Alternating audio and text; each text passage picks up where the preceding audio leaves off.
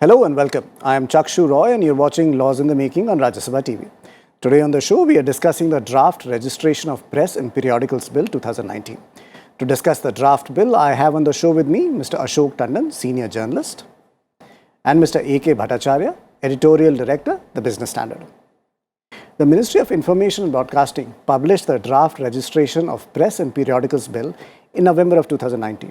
The draft bill replaces the nearly 150-year-old Press and Registration Books Act 1867 and proposes to regulate digital media as well. The registration of news publishers and their regulation is currently governed by the Press and Registration of Books Act 1867 and the Registration of Newspapers Central Rules 1956. The bill mainly repeals provisions related to registration of books and eases punishment for certain offences for publishers stipulated in the 1867 Act. The draft bill applies to all printing presses engaged in publishing newspapers and other periodicals, including news publishers on digital media. News on digital media is currently not covered under the 1867 Act. As per the current status, there is one Act of 1867 and there are rules of 1956. Now, the present proposed changes are good that they will be taking care of digital as well as the conventional media in the 21st century. Now, as per the clause 18, digital media news are to be registered with the Registrar of Newspaper Society. The problem is that mode, manner and each and every details are yet to be notified. So, we can't say that what will be the procedure for registration and who will be required to be registered with the registrar. The bill defines digital news media and mandates their registration with the Registrar of Newspapers of India, which is a statutory body set up under the Ministry of Information and Broadcasting for the registration of publications such as newspapers and magazines. Digital media is defined as news in a digitized format that can be transmitted over the internet, computer or mobile networks and includes text, audio, video and graphics. I don't think it can be stopped because internet definitely is free and anyone can have an access to any content across the country, across the globe. As most of the Indian news websites can be watched, can be viewed, can be read anywhere in the globe. There is no stoppage because there is no law globally where anyone be stopped not reading or watching it. So I don't think that's going to impact in any way. So all the global news websites would continue to have their operations, not operations I would say, continue to have their visibility in India. The only thing I think is going to change is that all the organizations which want to have business in India, those who want to set up a news website in India but having a foreign entity, then they probably will have to also seek permission and approvals from the government. The draft bill also proposes to set up a new regulatory authority called the Press Registrar General of India. Owners of non-digital periodicals, whether free or paid, are required to obtain a certificate of registration from this newly created regulator. Several provisions related to registration of books under the Act are removed in the draft bill.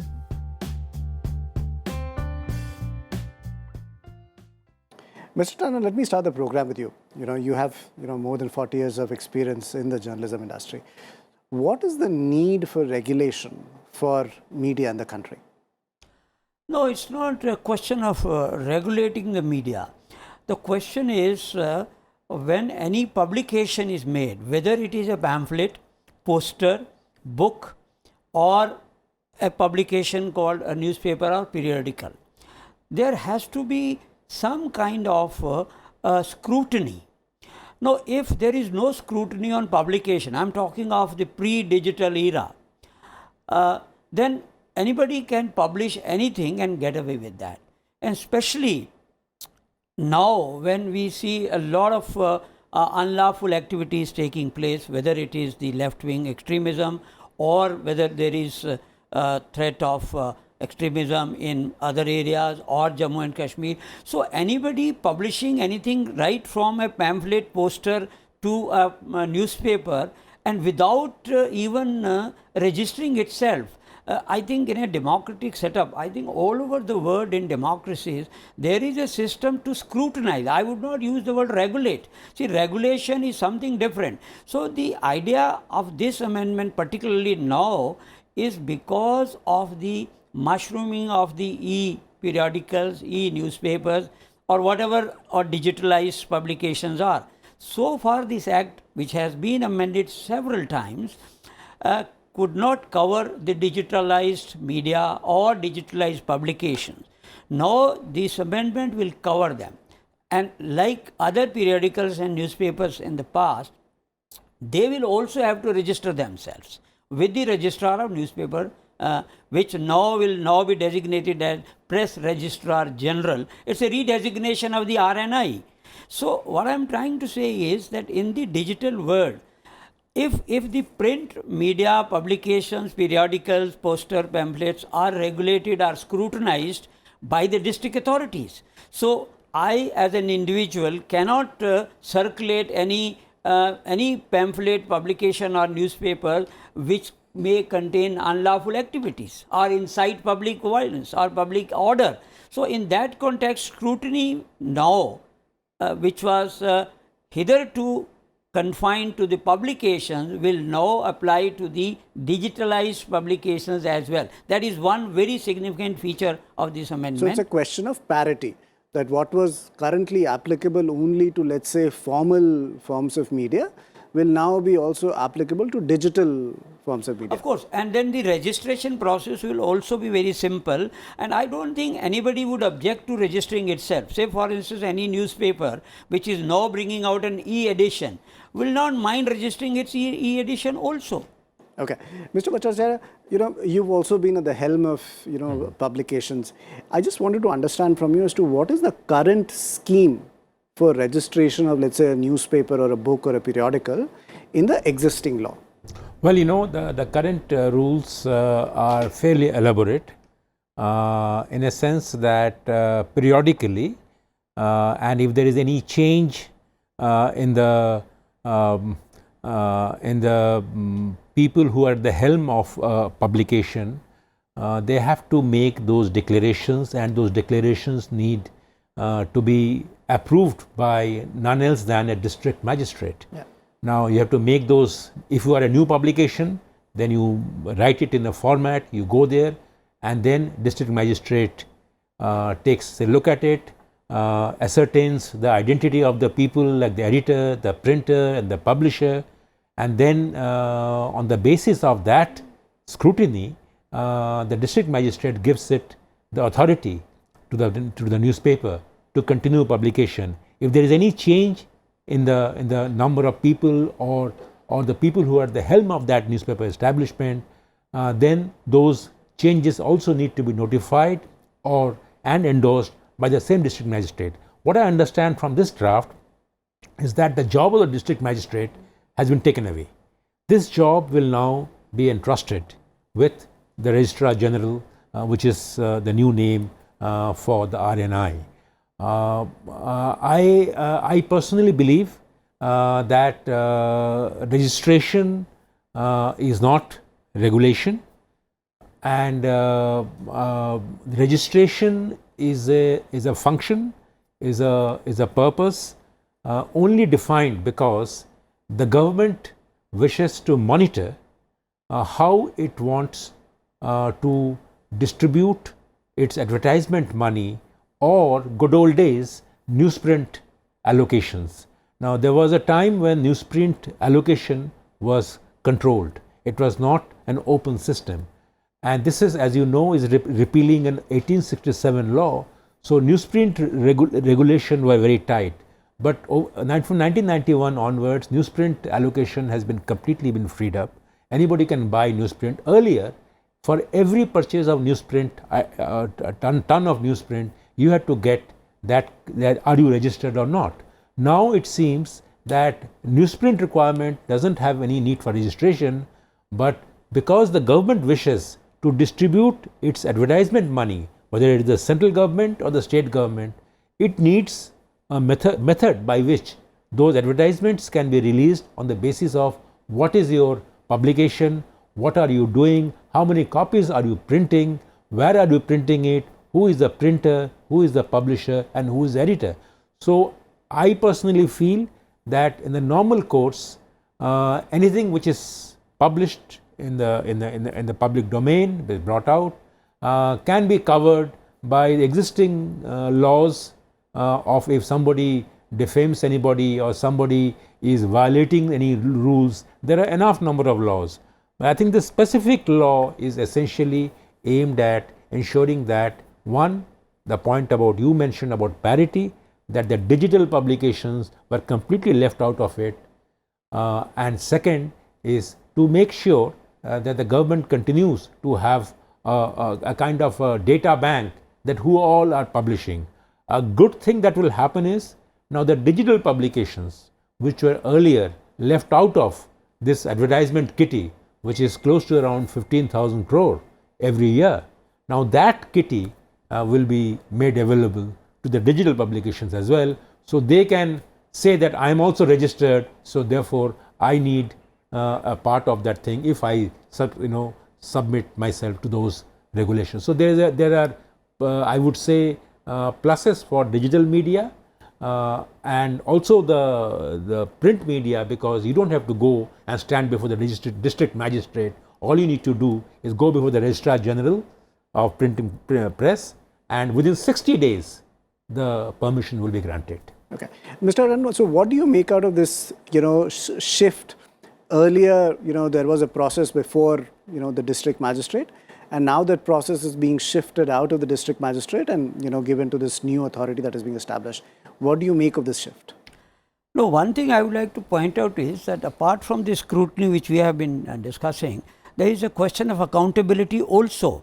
Now, for instance, if some defamatory thing has been published against me, where do I go? How do I know who has published it? So therefore, the law of defamation will require who the publisher is. So therefore, this law has been going on to fix accountability also for the publisher as well as the editor. Now, having said that, now the question is, even RNI was earlier also was issuing titles. No, there cannot be a publication which has a similar title already granted by RNI. The district magistrates only used to regulate it from the point of view of law and order in their respective district.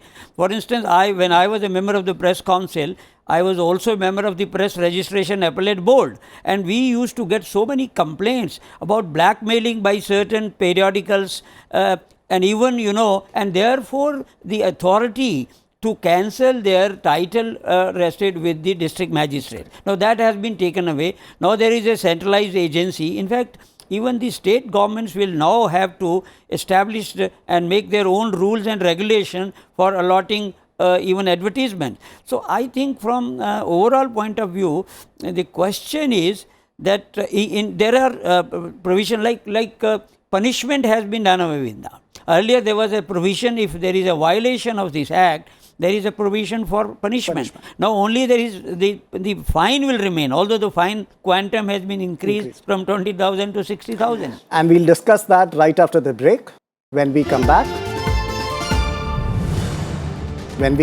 we will discuss the functions and powers of the Press Registrar General and penalties prescribed in the bill.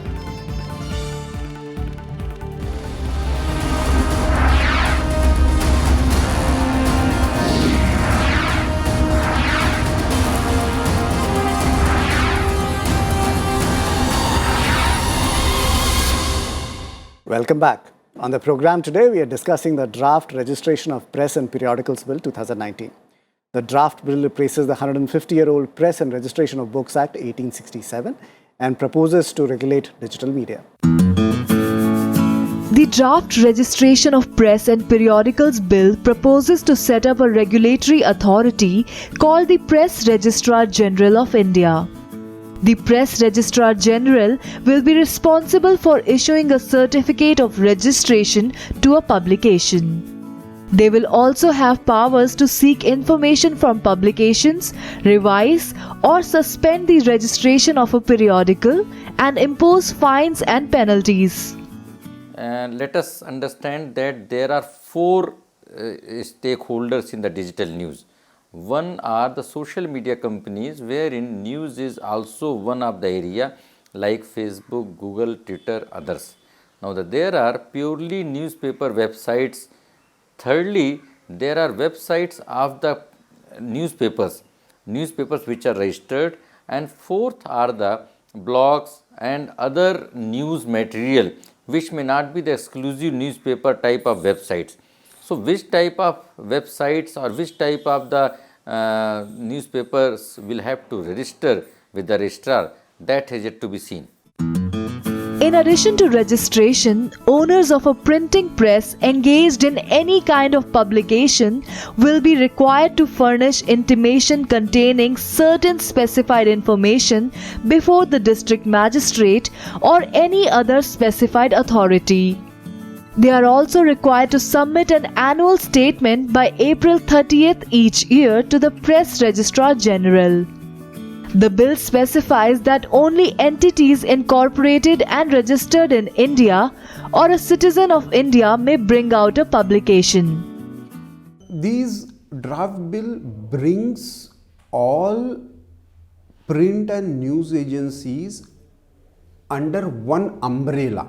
It is not giving power to the central government. Now, what used to happen, that there used to be state level registration, there used to be central level separate RNI registration, then final recognition.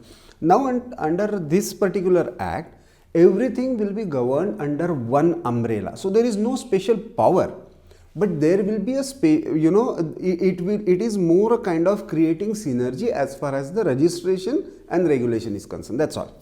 So, there are no powers associated with.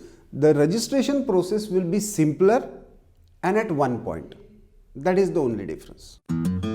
As per the 1867 Act, a new publisher may be subject to a punishment of Rs 2,000 or imprisonment for a term up to 6 months, or both, for violating the provisions of the Act. The draft bill removes the provision for imprisonment. However, the fine has been increased to Rs 50,000 along with the revocation of registration. Mr. Tandon, before we went into the break, one of the things that we were discussing were, the obligations on the district magistrate when it comes to, looking at, complaints or, deregistering titles. You were elaborating on that. Yes. No, what I was trying to suggest was that at the district level, there are a number of publications which are seasonal. They mushroom. And in the process, they have a title, but their publication is not very regular, hardly any circulation. And unfortunately, there is a subjective element in the publication of that. And in that context, the district collector and magistrate used to have powers to either suspend or cancel their title. Because of obvious reasons, which we need not discuss, because the freedom of the speech and expression tends to be misused by certain elements also. Not that entire media in India is like that, but there are elements at the lower level and district level whose main occupation will be something different, but they have got some title registered which they can publish whenever they want, and in that context there was a lot of misuse, there was no accountability. So, even there was scrutiny of that publication, but accountability was missing.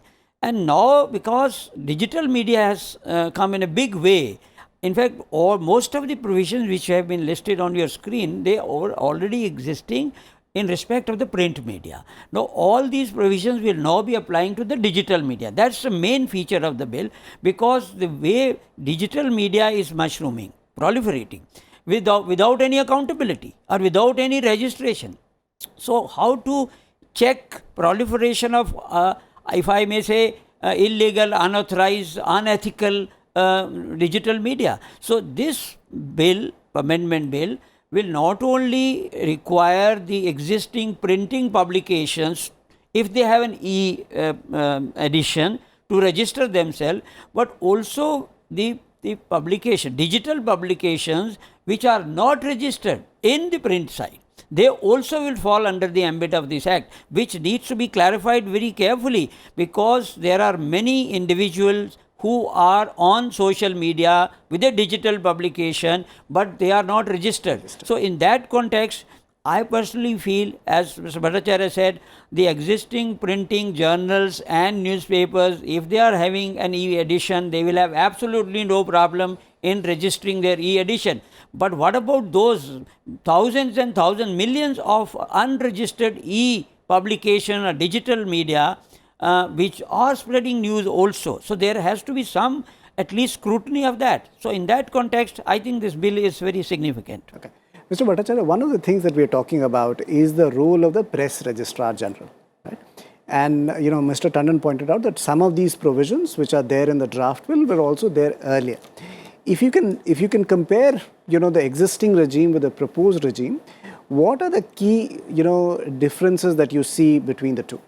Well, I think being a new body, new institution, one is that there is a time limit, that within 60 days you have to give your verdict, so to say, to the application about whether the registration is okay. So there is a time-bound process now. So that, to my mind, and also it is got not going to the local district magistrate. Earlier, what used to happen, that if your printing press is for example, most Delhi newspapers, the printing press is in UP. So they would have to go to Noida or to even to some places in Gurgaon, which is Haryana, and the local district magistrate under whose jurisdiction comes that printing press, that declaration will have to be made there. Now, I would imagine that there will be a central press registrar general, and then there will be state bodies who will also be setting up these bodies. So, therefore, it will be far more decentralized, and people who would be giving the clearances will have a greater understanding of what is a printing paper, what is a printing press, and whether it is being a serious publication or is it a fly-by-night operator. As Mr. Tandon was talking about, that there are a lot of people who often misuse the provisions of the idea of the free press. The second change that would happen is that the entire process, the role of the publisher has been redefined to some extent, in the sense that a publisher cannot be prosecuted, in a sense that it is the printer or the editor which will come under the ambit of this law. Yeah. The publisher is gone out. Okay. The third big change that I see is this. Can you just elaborate that for us, for our viewers, as to what is the difference between the editor, the printer and the publisher? This law is actually often referred to and used for our Indian Penal Code defamation laws of section 499, 500 and 501. What happens is that the names that figure under this law, which will be now the printer and the editor, can probably be referred to for adjudication of any case under defamation. And the most important change in my view is the violation of this new law will not invite any prosecution, in a sense, prosecution leading to imprisonment. There will be a penalty of 50,000 rupees. That's correct. But there will be no imprisonment of those who violate. I think this is part of the larger process, that where many laws, even in the Companies Act, we saw how prosecution, the decriminalization of those who are violating the law has happened, and I'm happy that this has been extended, that principle has been extended even to this law. Mr. Tandon, the principle of extension of only a fine but not a incarceration or a prison term for, probably where, some forms have not been complied with, or an administrative part of the law has been violated. What do you make of that? No, there are two things. One is that violation of this act for on technical grounds would not invite any imprisonment.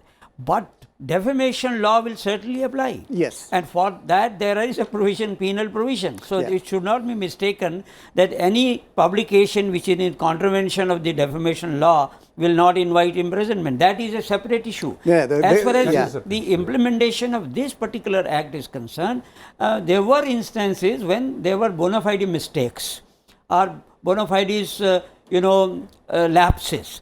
And Somebody for that, forgot to Yeah. submit a form or Yes. an annual So for statement. that, I think it's a very good move to remove penal punishment from that. That is the imprisonment. But one thing I would like to state again, that with the advent of the digital media, this amendment has been brought because till today you don't know who the owner or publisher of this digital news is. Because in case of print media, there is always a print line. Who the printer is, who the publisher is, or who the editor is. Even for an ordinary pamphlet and leaflet, there is a printer line. But in case of the digital media, there was no such provision. So therefore, now with the digital media coming and the ambit of this law, all those who are having online news portals will have to be accountable with their publisher's name and editor's name. And another thing which is very significant is that all those who are engaged in this, who will be coming under the act, will have to be Indian citizens. Any foreign publication or foreign news portal will have to register itself in India before they can use this digital platform. So I think it's basically to have some kind of a scrutiny of what is being published as news in this country. Is there any disinformation campaign or any foreign agencies are trying to make misuse this provision? So therefore, in totality, it's a regulatory mechanism which will cover the entire digital media as well. Okay.